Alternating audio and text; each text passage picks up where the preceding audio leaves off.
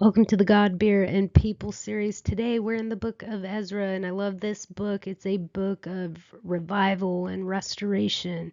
In fact, God's faithfulness to Israel demonstrates God's faithfulness to us. What's interesting is people think that the captivity is God's punishment on the people. What we fail to see is the judgment of exile will not destroy the people or the line of David. The Israelites wouldn't stop going after idols. Warning after warning from the prophets landed on deaf ears. God was long suffering. The people were literally taken from their own destruction into captivity. This was actually a blessing because once they returned to the land, idolatry is not spoken of anymore. So those 70 years were disciplinary for the nation. It's the nature of God. They wanted to worship these idols, so God gave them over to the nations of their idols. If God doesn't discipline us, we will be left to our own destruction because the wages of sin is death. God disciplines us to save us. And I can speak on this from experience. There was a period in my life where I kept going down the wrong road, and God saved me from my own destructive path.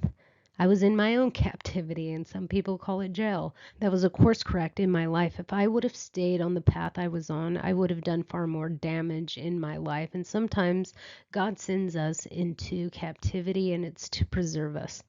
Jesus left his tomb to save you from yours. So take a good look at where you are, because it's up to each one of us to decide whether we want to keep doing things our way or his way. The wages of sin is death. Now, this book of Ezra can be looked at as, how is God going to restore my life after I ruined it?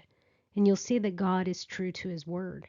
In 2 Timothy 2, verse 13, it says, if we are faithless, he remains faithful, true to his word and his righteous character, for he cannot deny himself. So what that means is for Christ to abandon us would be contrary to his faithful nature.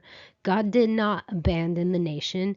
He remained faithful and restored the nation. And that promise is still true for us. God has not abandoned you. He can and will restore you. So let's get started in the book of Ezra.